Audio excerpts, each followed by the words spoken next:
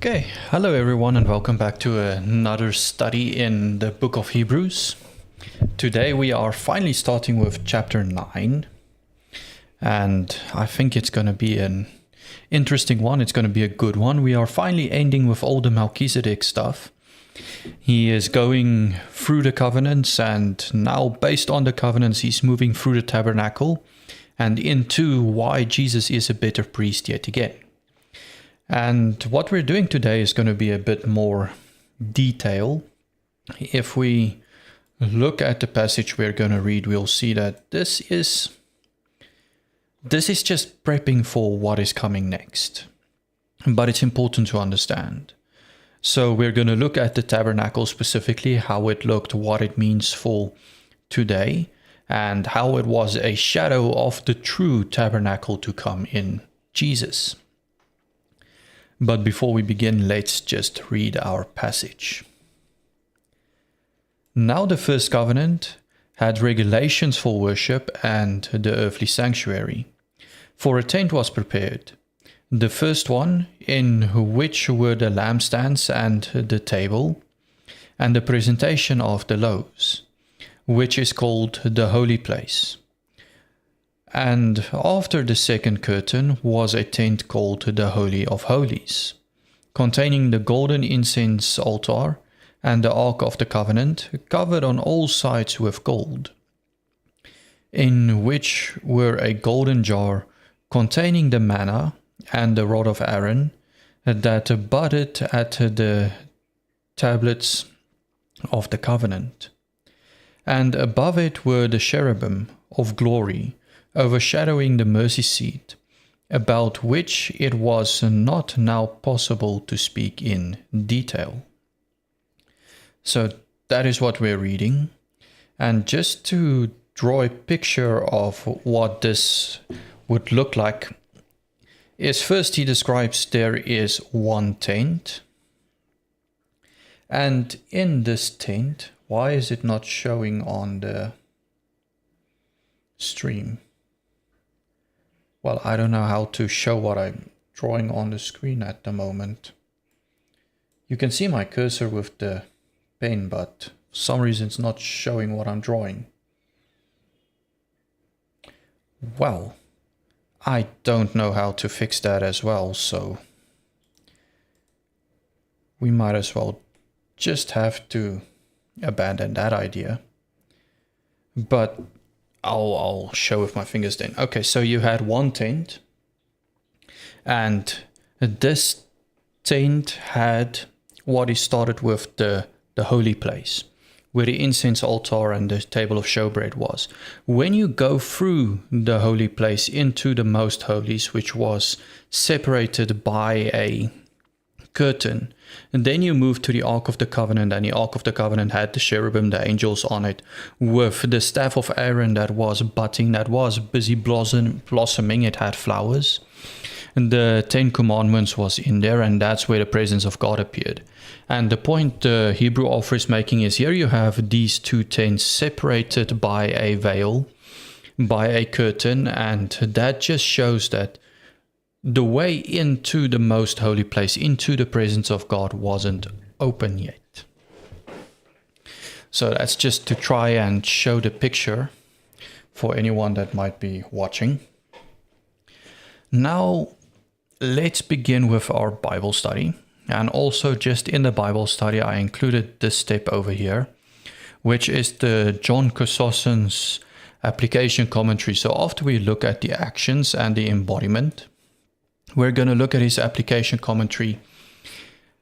It has been pointed out that this study is a bit technical and it would be nice to have more application, and John Chrysostom has an entire commentary just about applications. So that would be my solution to that one. Once again, if you have any suggestions, this is a constant evolving process. I want to study with you. I want to do what you care about, what's helpful. This is to learn.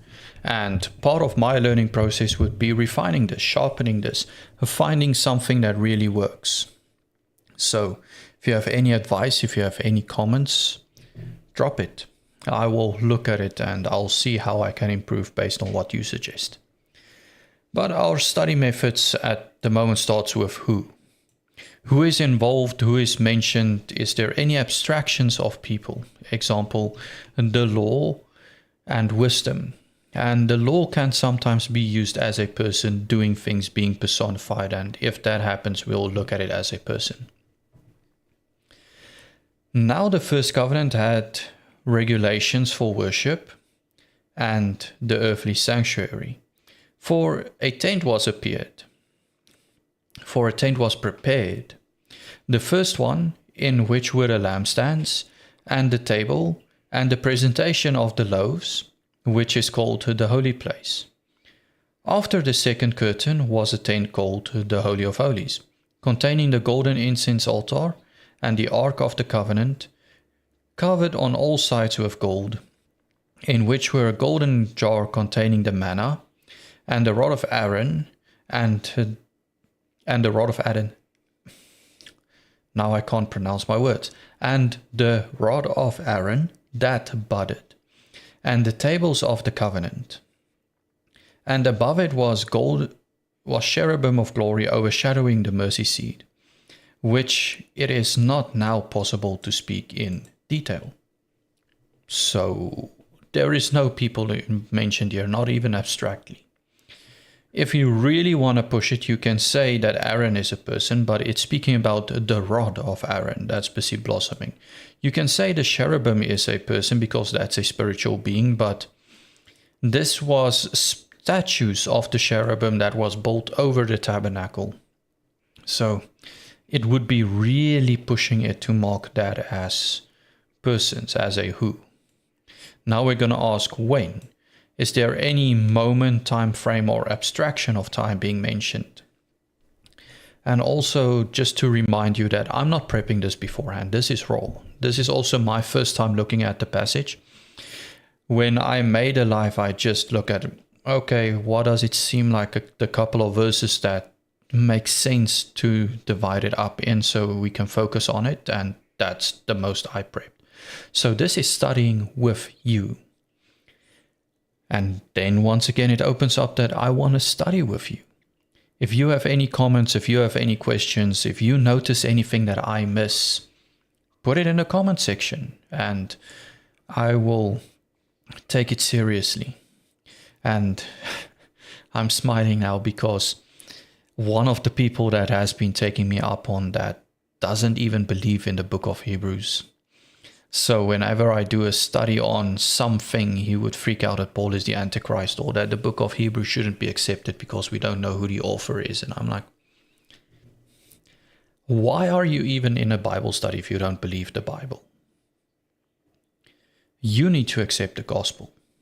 You need to believe God's word. That is the first step you need to take before you start trying to do an in-depth dive of the book of Hebrews, which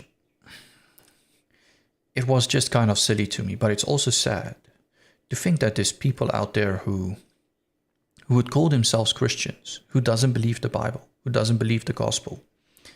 It's really sad. And I want to motivate you as a viewer to pray for those kinds of people.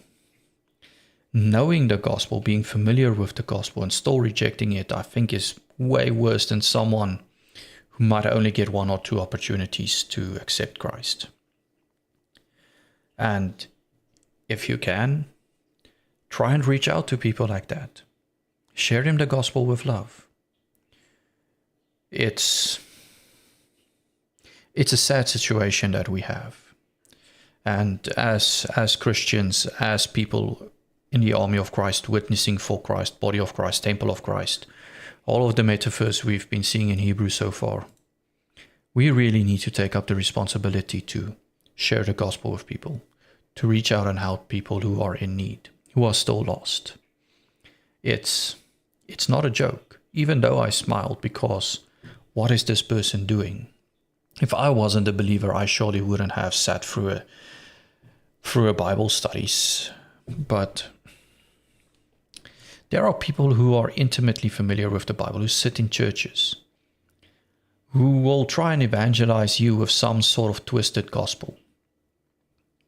We really need to work and pray with those people. so they might see the truth, so they can be saved. Anyway, that is far off the point. I'm not even busy with my Bible study anymore, and I see there's a couple of people in the stream. So if you're in the stream and you want to chat, you want to talk, you want to ask, you want to mention something, drop it in the chat and I will react as soon as I see it. Okay, so now we look at time. Is there any moments of time being mentioned, any time frames, any abstractions of time? And I suspect not, but let's read and see. Now even. So this links to the first one, which is, in calling it new, he declares the former to be old, now becoming obsolete, and growing old is near to disappearing. So when he says now here, let's put time in a box. So now, even as the old system is growing old and is disappearing because the temple service was still ongoing in Jerusalem, probably while this letter was written. And he's saying, like, this is not going to continue forever. This is growing old. This is going to disappear. So even now, as it is disappearing, the first covenant had regulations for worship and the earthly sanctuary. For a tent was prepared. So was prepared. And now he is moving from his now in the temple sanctuary to even more backwards in time, towards the time of Moses. Even now, the first one, in which were the lampstands and the table, and the presentation of the loaves, which is called the holy place. And after the second curtain was a tent called the Holy of Holies, containing the golden incense altar and the ark of the covenant, covered on all sides with gold, in which were a golden jar containing the manna and the rod of Aaron, that budded, and the tablets of the covenant. And above it were the cherubim of glory, overshadowing the mercy seat, about which it is not now possible to speak in detail. So, ironically, this book that has been so detailed and so technical and really hard to study because of just all of the information it contains, over here the author's saying, like, oh, I can't go into detail about this now. Which makes you think, if he had the opportunity to go into detail about everything like he could, what would the book of Hebrews have looked like? I think it would have been fascinating. It would have definitely been a very hard, difficult book to study. But that's the time moments we have. It is now, as people are worshipping in the temple. Remember how it was back in the first one, the shadow, and I can't really talk about it in detail now. Okay, where? Is there any place, movement, or abstraction of place? And yes, that we have a lot of in this passage. So where? Now the first covenant had regulations for worship and the earthly sanctuary. I wonder. It's more focusing on the regulations for the worship and the earthly sanctuary than the place. So I'm not going to mark it as place because there's definitely more clear places being mentioned than regulations for spaces. For a tent was prepared. So now we have it. A tent. Let's give place this orange outline. For a tent was prepared. The first one, which is an important detail to describe which tent he's talking about. Now he's talking back in the time of Moses about the tabernacle that Moses built, in which were the lampstand and the presentation of the loaves, which is called the holy place. So you had the holy place, the first tent, the first section. And after the second curtain, so there is a curtain again. So you had a curtain to go into the holy place. Then you had another curtain to go into the Holy of Holies, containing the golden incense altar and the Ark of the Covenant, covered on all sides with gold, in which a golden jar containing the manna and the rod of Aaron that budded, and the tablets of the covenant. And above it, so above the Ark of the Covenant, the cherubim of glory overshadowing the mercy seat. So imagine this in your mind. You had the Ark of the Covenant, this box, and on the box there stood 2 angels on each side with their wings facing inward, and then God's presence would appear there. And this would be called the mercy seat, because it's the place where God appears, or it's rather an English translation for it. I don't know if the commentaries we're going to read is going to go into detail with it, but there's reason people have for not liking this mercy seat translation. But yeah, so you had the cherubim overshadowing the mercy seat, which is space. It's this place where God appears, about which it is now not possible to speak in detail. Now we're going to look at context. First, we're going to look at the immediate context, and then we're going to read the New Testament use of the Old and Lexham context commentaries. But remember what we're doing in the book of Hebrews. It's an unknown author writing to a very broad audience, the Jews in the diaspora, the Jews scattered across all the nations. And these Jews were being persecuted for being Christians. Their families rejected them. And the author is writing to them to tell them, like, you cannot turn your back on Christ, because what you have in Christ is better. Christ is better than Moses. He's better than the angels. He's better than the old covenant. He is a better sacrificial system. He is a better high priest. He is just better. You cannot turn your back on Christ. That's pure silliness. And it's just a whole very difficult, hard, detailed way to say that the author is using. And we're in chapter 9, yes. So let's read the Lexham context commentary, what it has on chapter 9. Well, it's going to start with chapter 9, verse 1 to 10 first, general, and then verse 1 to 5 in general, and then he's going to go verse by verse in detail. So let's read chapter 9, verse 1 to 10 in the Lexham context commentary. And remember, this is a commentary that just gives context.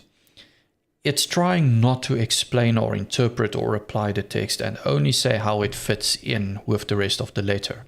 Now, obviously, avoiding all kinds of interpretation is impossible. It is going to happen, but we want to see how does it fit into the book. This portion of Hebrews continues the comparison and contrast between the Old and New Covenant realities. Here the focus is on the holy place and the location of worship, identifying several specific features of the tabernacle and its implements.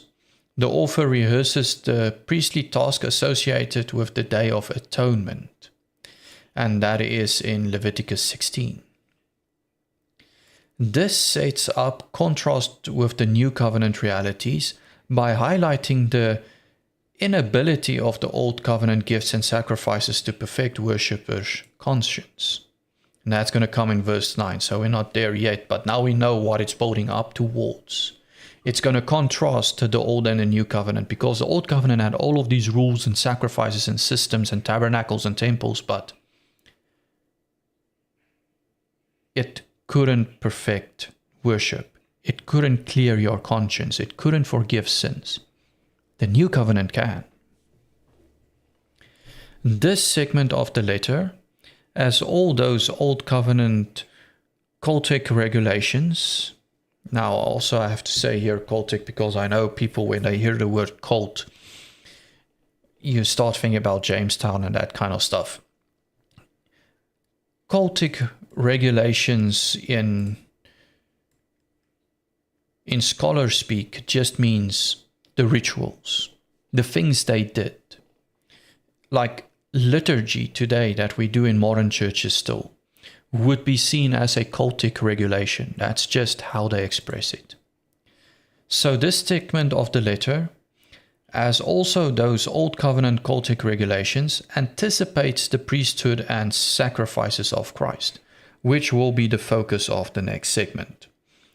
So it's building up towards, it's using the old to point towards the new. It's using the Old Testament services and the tabernacle and the temple sacrifices to point towards what Christ is going to do. Now we're focusing on verse 1 to 5. The first of the 2 paragraphs in this part of Hebrews reflects on some of the details associated with the tabernacle. Yeah. It's focusing on the tabernacle. These descriptions are taken from various passages in the Pentateuch. So it's not in one passage specifically, it's spread across the first 5 books, the books of Moses. Whereas the next paragraph reviews the priestly service within the tabernacle. So where we're going to read next, study next week, will be the priestly service. Here the focus is on place and some of the implements used in the Old Testament priestly activity of the tabernacle. Yeah. We notice that this is mostly place. I mean, all of this orange is place. You didn't have any persons really mentioned in here. And the 3 boxes we have is time. So yeah, no, it's definitely focused on place. So verse 1, which reads, "Now the first covenant had regulations for worship and the earthly sanctuary." Now the commentary says, first the author segues from the previous chapter's contradiction on the Jewish covenant with respect to the old. So it's like I said, he is ending with the old one is passing away.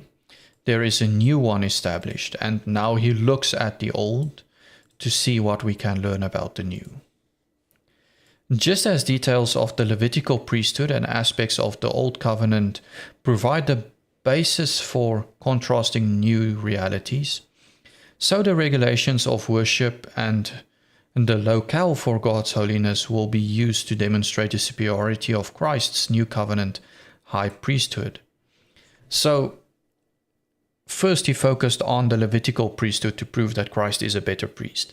Now he's going to focus at the temple and the tabernacle and all the things inside of it to show that the system of the new covenant is better because it's in Christ.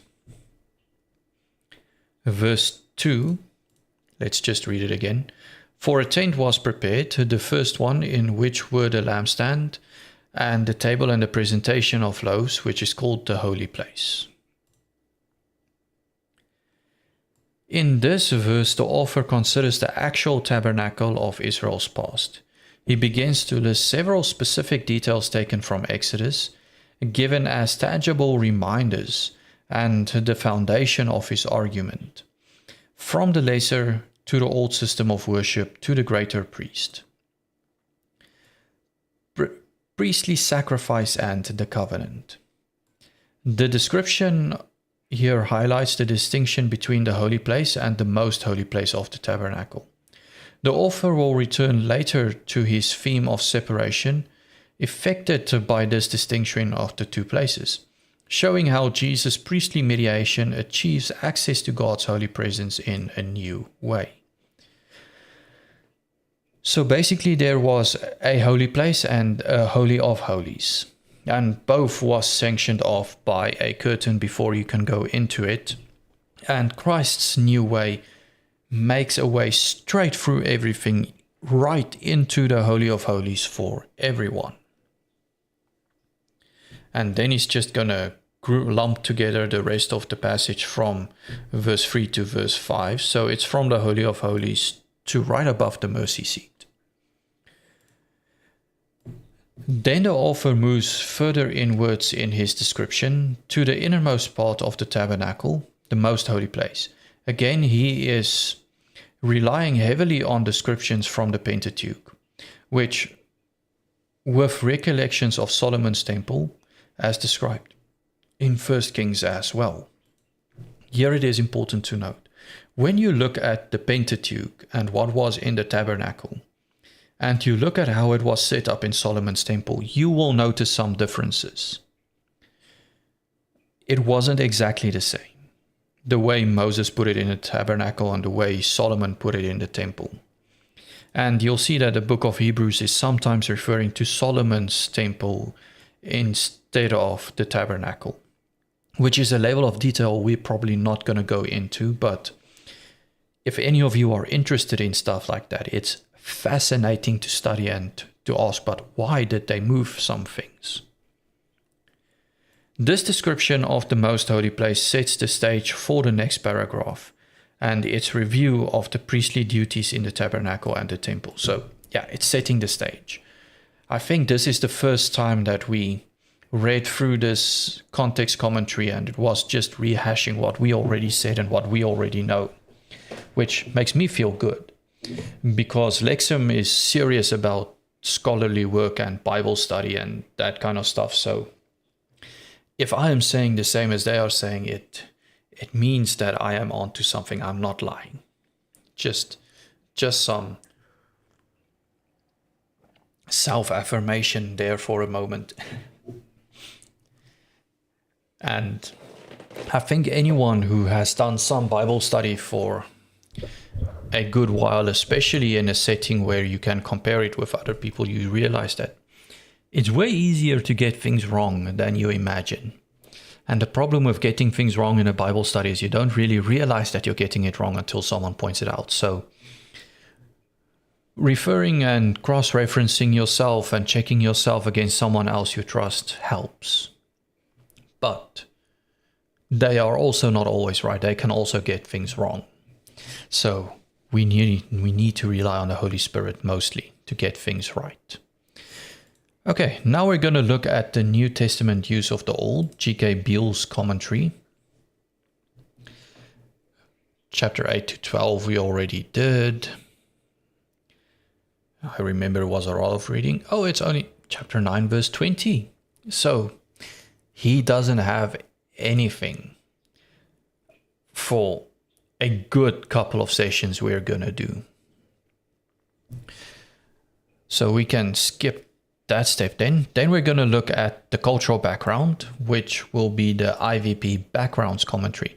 Now this is just looking at historical information, how it was done in the Old Testament, how it looked in Old Testament culture, so that we can have some more context, some more reference to understand and interpret the Bible correctly. A thing that's very tempting and that we can easily do is to read the Old Testament, well, even the New Testament, because that culture is very different, but we tend to read our own culture into the Bible. And that's very bad, because our culture is very different from the culture in that time. So we need to understand the historical context. What was the culture like when this was written, so that we can interpret it in our time correctly, and then we can apply it into our own culture. That's why we are looking at this. Want to see how this is divided. It's just one long, because it's verse 1 to verse 10. I thought we might have skipped out on the last 5 verses that we're going to study next time, but no such luck. On the principle of correspondence between the heavenly and the earthly tabernacles, see what we did in chapter 8, verse 1 to 5. Which just shows the cyclical nature of Hebrews again, right? That we're saying that every time he doesn't do something entirely new, he cycles back towards the same old topics, but he adds more. So we're back to the same topic we did in the beginning of the previous chapter. But it's going to add so much more information. The writer follows the Old Testament carefully in his description in verse 1 to 10, not confirming it at all to the modifications of his day. I wonder, does that mean during the Second Temple period that there was even more changes made than during the First Temple in Solomon's reign, which this would imply? I haven't studied so far yet. That would be something interesting to look at. But if that is the case, they are pointing out that the Hebrews author is not pointing towards the temple as he has it today or in his day. He's pointing towards the Old Testament, which would be Moses and Solomon. In verses 4 to 5, were no longer true in his own day. Oh, there he goes on to explain. Elements has been removed. In many Jewish traditions, they would be restored in the end times. So the Second Temple, the temple that was built in Nehemiah, Ezra, Habakkuk, no, not Habakkuk, Haggai, they didn't have all of the things in the temple that there was supposed to be, and they believed that it will be restored in the end time in those traditions. Okay, that's helpful. The altar in verse 4 is connected grammatically to the Holy of Holies, even though some traditions favor the view that the incense altar was inside the Holy of Holies. The author probably means instead that it belonged to the Holy of Holies but was not inside as the ark was. Now this is referring back to what I mentioned. There is a lot of debate about where was the incense altar. Was it in the holy place as Moses described? Was it in the Holies of Holies as Solomon describes? But then you also have the distinction between, does it mean that the incense altar belongs to the Holy of Holies even though it's in the holy place? And then they go into the grammar and stuff to try and point that out. I'm not going to go into that in depth. I'll read the rest of what this commentary says, but man, that's interesting if you are interested in things like that. If you're not interested, it is terrible. So I'll skip on it for the sake of a Bible study, but I do encourage you to look into it. The Old Testament text plainly places the altar of incense in the sanctuary outside the holiest place. The Old Testament itself elsewhere like the book of Hebrews, in Kings 6:22, can put the matter ambiguously. However, but the author of Hebrews says that the item belonged to it, not are in it. Most of the details of the original tabernacle were meant to communicate something within its ancient Near Eastern culture. So, where you put a specific item, what this item represents, and how it relates to other things in the sanctuary meant something in their culture. It wasn't just random. Some features simply informed the Israelites that this was a temple. The three-part structure of the tabernacle, with the Holy of Holies in the back, approached in a direct line from the front entrance of the tabernacle, was the standard design of Egyptian temples in Moses' day. And this is just something that God does that is brilliant. He reveals himself in a way that we can understand. So people understood when they were in Egypt, okay, a temple, you had an entrance in the front and you go through all of these sections and then you reach God. So when God revealed himself, he is showing like, okay, this is my temple and it's going to work in more or less the same way. He's communicating, he's sharing his message in a way that people understand. The placement of the most expensive materials, such as pure gold and dyes nearest the ark, was an ancient way of glorifying the holiness of the deity, and by signifying that one must approach this deity with awe and reverence. So by putting the most expensive stuff at the deity, they were showing that this deity is something special, and when you approach him, you need to approach him in this mindset of he is worth more than normal daily things and daily life. Some other features of the tabernacle signify merely that God was being practical. Well, obviously, because people had to set it up, move it around, service it, clean it, all that kind of stuff. So whereas the temple was built of cedar wood, like normal Canaanite temples, the tabernacle was built from acacia wood, not only wood available in the Sinai desert. Tent shrines were also known to be among nomadic peoples. So God is just using the material where they're at. They are in the desert, so where are you going to find your wood? In the desert.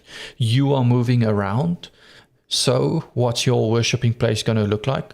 Your place of worship is going to look like what people who move around use to worship. So some Americans would probably like that. Very pragmatic, very easy to use.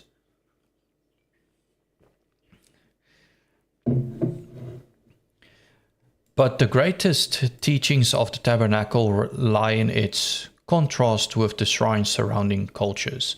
So not only is God using the language to communicate with people in a way that they can understand, but there were distinctions. If you would compare the tabernacle with an Egyptian temple, there would be some things that's the same. It's sending a message, but there's a lot of things that would not be the same. That would be sending a message.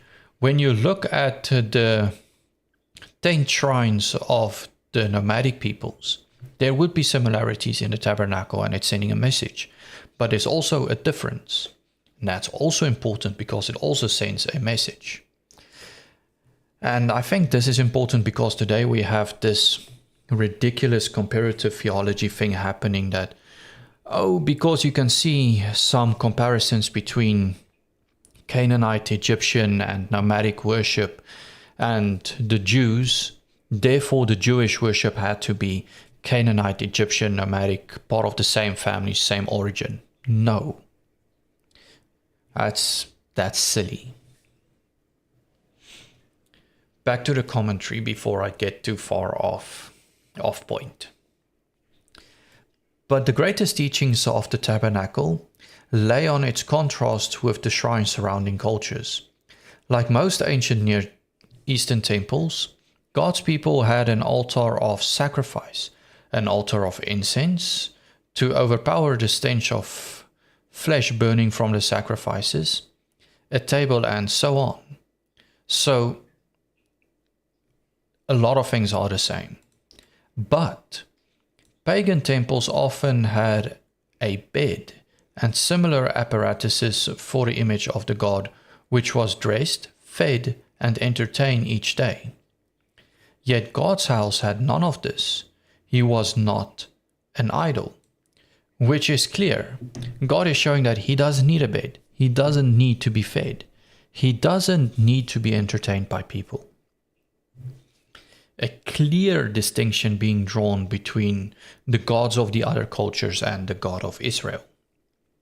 Similarly, larger Egyptian temples often had shrines on either side of the tutelary deities. But this feature is missing in God's temple. He was the only true God. So you would, in Egyptian temples, you've probably seen this. You would have these large statues of the main deities that's being worshipped, and then you'll have smaller shrines to the smaller deities in there, the smaller gods as well. Which is not true in the tabernacle because there's only one God. The holy place in ancient Near Eastern temples was what corresponded to the ark, on which would be mounted, sometimes enthroned on winged creatures like cherubim, the images of the deity. So in the holy place, in other cultures, they would put pictures of the gods they are worshipping on the things they are using to worship the god with. But the climax of God's temple is that where one would expect an image, there was none, because nothing would adequately represent his glory. And that's the point of holiness, right? That God is completely different. There is nothing equal to him. There's nothing that can express him. So you cannot make an image of God because you can't. So there, once again, the lack of image, the contrast with the other cultures, sending a clear message. This God is different. In suggesting that the details of the present earthly tabernacle are significant, he believes they point heavily to the heavenly tabernacle. The writer of Hebrews is not distorting the text. Let's finish before I try to interpret what he's saying. His modest suggestions are quite in contrast with the allegorizing of Philo, which explains each detail as a symbol of something that none of Moses' original readers would have guessed. Like the linen is the earth, the dark red as the air, and so forth. Unlike the writer of Hebrews, however, some popular readers of the Old Testament today follow Philo's more fanciful method of interpretation. So, what the author of Hebrews is doing is not allegorizing. The author of Hebrews is interpreting the Mosaic text, and is interpreted in a way that even people in the time of Moses would understand. So this is something that has been agreed on. This is a tradition that is clear. This is not something new that he's doing in the book of Hebrews. However, people like Philo, when they looked at the tabernacle and they tried to interpret every color and every single thing in the tabernacle, and they had all of these fanciful explanations of all kinds of weird things, that was allegory. That was something new. That's not something the Bible said. That's not something the people in Moses' time would have thought of. And I think that's important, as G.K. Beale is pointing out here, that we would keep it in mind today. That we don't try to find all kinds of detailed allegory stories and stuff to interpret the Bible with, but that we would look at how did the culture understand it? What was it representing? What was the metaphor? What was the image? What was the shadow? And we use that with the Bible to interpret the Bible. And it's a very thin line, I admit. The difference between seeing the image and the shadow, or the type and the antitype, as Peter would put it in his letter, and on the other side doing allegory, it's a very thin line. It's a line that I am not capable of distinguishing in a definition yet. There's always something off when I try to distinguish the two. But we know what a type is. We know what an illustration is. We know what a metaphor is. We also know what allegory is. And the first group is fine, but an allegory is unacceptable. We need to be careful to follow how the Bible interprets it, not how philosophers and modern theologians interpret the Bible. Now we're going to look at some chronology, and it is only the historical sequence as we see it in this passage. And here you have two very important movements. So it is now, then there was the tent, and then he moves from the tent back to the now. So in his now, it was the second temple. It's not Solomon's temple that existed. So he's saying like, look, now people are worshipping at this temple. But remember, there was a first one, there was a first tent. And then he lays out how this tent looked, and that was the time of Moses, all the way up until the time when Solomon built his new temple. And then he goes back to, okay, I cannot explain this in detail now. I think this is the first time in the book of Hebrews that we are seeing such a clear and simple timeline being formulated. So is there propositions in the text, fact statements being made, the logical bones of the text without interpreting it. So we're going to read it. We're only going to mark the facts as the book says it. We're not going to interpret it. And this is to prevent ourselves from reading the Bible with our own interpretation before we just sit down and read the book for what it says. We love to run away with our own understanding before actually knowing what it says. Now the first covenant has regulations for worship and the earthly sanctuary. So that's what the second covenant have, which would imply... that's what the first covenant had, which would imply the second covenant wouldn't have those. For a tent was prepared in the first one, in which were the lampstands and the table and the presentation of the loaves, which is called the holy place. So this is the first tent, it is the holy place, and you find those things inside of it. After the second curtain was a tent called the Holy of Holies, containing the golden incense altar and the Ark of the Covenant, covered on all sides with gold, in which were a golden jar containing the manna and the rod of Aaron, that budded, and the tablets of the covenant, and above it the cherubim of the glory overshadowing the mercy seat, about which it is now not able to speak in detail. So, there you have the most holy place and the things that was inside of it. And that's it. It's deceptively simple. I mean, if you look at what we read in all of the commentaries and studying so far, and you see how little facts is actually mentioned in it, it's fascinating how dense the book of Hebrews is. So the perspective. How would this challenge the reader to see the world differently? And here we are all going to have something different. We all have different perspectives, and therefore our perspectives would be challenged in a different way. And when I look at this, and I see the old one, the old covenant, had all of these regulations for worship and the earthly sanctuary. And the new one is going to point towards the heaven, towards Christ, not towards all kinds of regulations.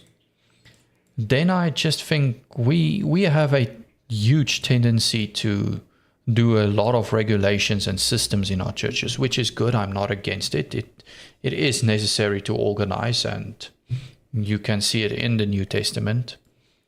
But we need to remember that the regulations and stuff is not the point. The point is the heavenly. What is it pointing towards? All of this we're doing in a church is pointing towards Christ. It's pointing towards heaven. And is this regulations we are forming representing Him properly? That, I would say, is how this passage challenges my perspective. I know yours is going to be different. You're going to have your own unique answers. So let me know in the comments. Now in the live stream, I see there's a couple of you in there. And also, if you're watching afterwards the video, let me know. Now we're going to look if there's any actions in a text, and then we're going to distinguish between descriptive and prescriptive. Descriptive being describing what people did, and prescriptive being instructions that we should do. I suspect there's not going to be a lot of actions. Now, the first covenant had regulations for worship and the earthly sanctuary. We can mark that as... So, the first covenant had regulations. Let's make it a double underline. So that was true of the old covenant, but it's not prescribing us to do anything. It's just describing what the old covenant did. For a tent was prepared. Can double underline that. A tent was prepared in the first, which were the lampstands and a table of the presentation of the loaves, which is called the holy place. And after the second curtain was a tent called the Holy of Holies, containing the golden incense altar and the Ark of the Covenant, on all sides with gold, in which were a golden jar containing the manna and the rod of Aaron that budded, and the tables of the covenant, and above it was the cherubim of glory overshadowing the mercy seat, about which is not possible to speak in detail now. We can mark that as an action, but once again, it's just the author describing. He doesn't have time to go into all of the detail in this. There is a lot more than he's saying, but he can't. So there's no prescription in here for us. There is nothing that we have to do. But that doesn't mean that there is no embodiment in here for us. What kind of person can I become? When I look at this text, how does it inform me what kind of person do I have to be? And here I see, once again, each one of us is going to have something different here. So in the comments, in the chat, whenever you are watching, let me know, what do you see? How can you live out this passage? How does it challenges you to become a certain kind of person? And for me, it's not to be a first covenant person that is following regulations for worship. Because in the new covenant, we are the sanctuary. We are the holy place. The Holy Spirit is in our hearts. And through Christ, we are in the presence of the Lord. So we have to stop being a first covenant person. Be a second covenant type of person. Be the person in whom God can be without any conflict. Be the kind of person whose life is an act of service. Not just following regulations for service, but your entire life, your entire being is being used to service God. That is what I would get out of this. And then the new one I put in, looking at John, now I want to say Chrysostom, which is wrong. John Colston's application commentary. Let's see how he applied it, what he got from it. Make it bigger so you can read on your screen. So he also divides it up into verses, which makes it nice and easy for us to follow. So for verse 1 and 2, when it's talking about the furly veil of the first covenant also had ordinances of divine service, which is for the earthly sanctuary, which in ours lead a bit different, for the covenant had regulations, but he's now showing to that and he's applying it. The Lord instructed Moses to establish a place of meeting between him and the people, wherein a courtyard 150 feet long and 70 feet wide was to be cordoned off with white linen. I'm sure when Moses heard of these dimensions, he thought, wait a minute, there are 3 million of us. We'll never fit in such a small place. But it's almost as if the Father was saying, that will be sufficient because at any given time, there won't be that many people who will want to spend time with me. Ooh. Okay, that's an interesting perspective, which might force us to ask, if there's so many million people in the places where we live, why is a church only? Some churches only accommodate 50 people up until like 3,000 people on the max side in the area where I live. So why? It's because it's enough. Not that many people wanted to spend time with him. That's some confrontational application he's doing there. Then he's in verse 2 still. The first, wherein was the candlestick and the table and the showbread, which is called the sanctuary, the holy place in our translation. Beyond the courtyard was the sanctuary or tabernacle. It looked like the tents of the people lived in as they wandered through the wilderness, and it was covered with badger skins. So the tent of the tabernacle looked like the normal tents covered in badger skins. 40 5 feet long, 15 feet high, and 15 feet wide. It was divided into 2 compartments. The first compartment was the 30 feet long and was called the Holy Place. And the Holy Place stood the Tabernacle of Showbread and to the right, upon which 12 loaves of bread sat. To the left was the golden candlestick, comprised of 7 oil lamps. Straight ahead was the altar of incense, when incense was offered to the Lord. All things we have studied so far. And behind the altar of incense hung a massive veil. So this is the veil to the most holy place, held up by 4 golden columns that rested in silver sockets. A beautiful picture in itself, silver being the metal of redemption. Well, so I think he's implying it that you needed redemption to enter the most Holy of Holies, and that's why it's beautiful, not just because silver was beautiful. I have to be honest, this is a bit disappointing. This is a terrible application. Hebrews 9:3-5. So after it stood the veil, the second veil, and now he's describing the most holy of holies with the mercy seat. How does he apply it? Behind the veil was the Ark of the Covenant, a 3-foot by 2-inch box containing the 10 Commandments, Moses' rod, and a pot of manna. Moses' rod. Wasn't it Aaron's rod?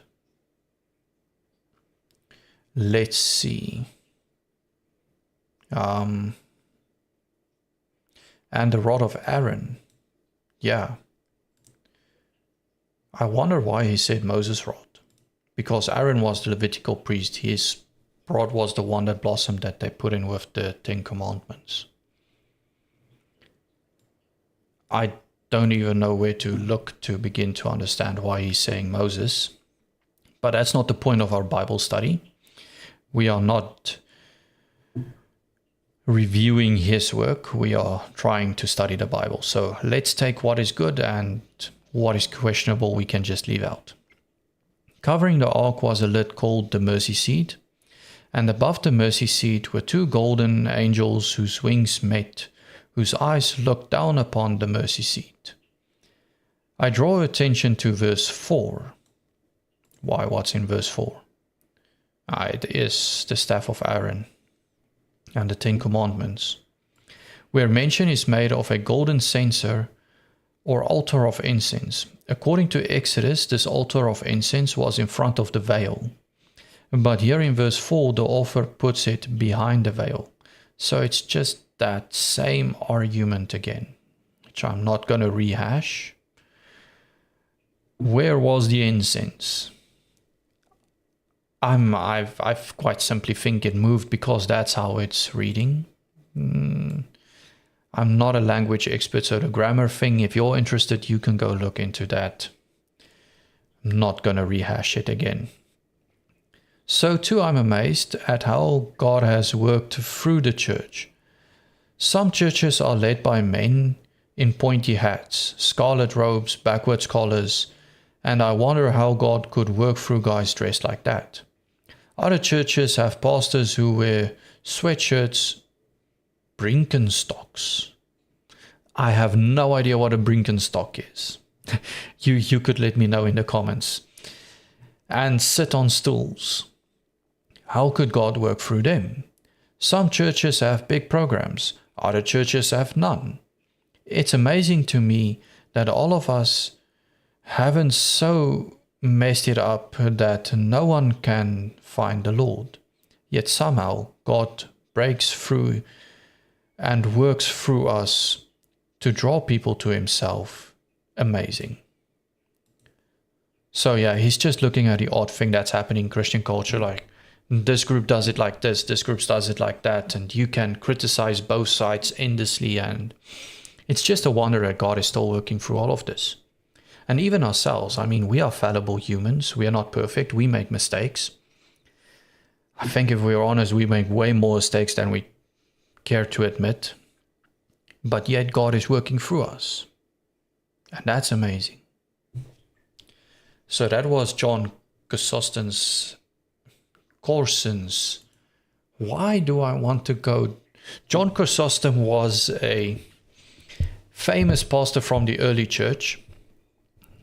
Think Charles Spurgeon level famous pastor. He was the best. He was called the Golden Mouth. For some reason, I want to keep calling John Chrysostom. They lived 1,500 years apart. Not the same person at all. My mind is doing strange things. Okay, back to the Bible study. Phrase. A one-sentence summary of the core lesson. I think I would stay with mine. Be a new covenant person, not an old covenant person. The core lesson being, don't follow all of these rules and regulations. Be a person of Christ. Now we're going to look at how this fits into the biblical meta-narrative. So the story above the Bible, this overarching story we have, how does my phrase, which everyone's going to have a different phrase, so let me know what your phrase is, please, so we can learn from each other. And every one of us is going to fit it into the story of the Bible in a different way. And I'm still following these couple of things I have until someone suggests something you want removed or changed. I'm open to suggestions. But okay, be a new covenant person, not an old covenant person. Creation. We were made perfect. We were in perfect union with God. There was no need for a covenant because we were in communion with Him. But then the fall happened. Human chose to sin. Humans fell away from God. There is now that separation happening. And God makes a covenant with the people, with Adam and Eve, that He will one day through His seed restore this brokenness. But until then, they need to be fruitful and work the land. Then we move on to the flood. People didn't follow the covenant. They broke away, they rebelled, they fell even deeper into their sin, until God destroyed the entire earth with a flood. And afterwards He made a covenant with Noah. And that's what the rainbow is all about. Not about gays and transgenders, but about God promising that He will never flood the earth again. Then the next covenant we read about is with Abraham, where after the Tower of Babylon, the people were scattered, and you don't really see any specific line being used to worship God on earth until God identifies this man. And He makes a covenant with him that through his family the whole earth will be blessed, and he will have sons like the stars, and there will be multiple nations and kings coming forth out of him. Then you have the covenant being made with Moses, which is referenced in the passage that we are studying. And in the covenant with Moses, you will find, no, not that. You will find that God is saying to the people, you will be my people and I will be your God. Here is how you worship me. But the covenant wasn't enough there, which is exactly the point that the Hebrew author is making. It couldn't forgive sins. It couldn't sanctify people.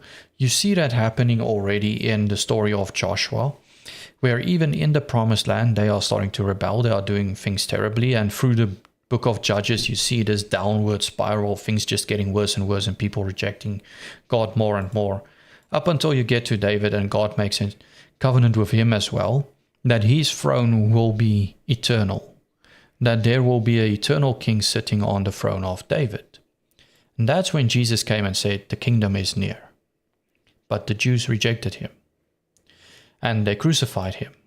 And the opposition for that this is going to checkmate God, that his plan is not going to work anymore, but instead the cross was the plan all along. And God used this crucifixion to save people. It's the ultimate sacrifice, the just for the unjust. And after Jesus went to heaven, he poured out the Holy Spirit and he is with us now forever in every believer's heart. And as a church, we are now the temple of Christ. We don't go to a tabernacle or a temple anymore like they did in Old Testament times. We are the temple. And we are waiting for that day when Christ will finally come and fulfill all of these covenants fully. It's the covenant that he will make the new creation, the new earth, the new heavens. There will be no more sin. There will be no more nation differences because everyone's going to serve God. There is no more law because everyone has the law written on their hearts. There will be no more kings because Jesus himself is the king sitting there. And that's the day we are waiting for the return, for the eschaton. And that's the end of my study. I don't see any comments I haven't responded to. So thank you for joining me. And to anyone else watching the video afterwards, let me know in the comment section if you have any answers, suggestions, or just things you see that's fascinating to you.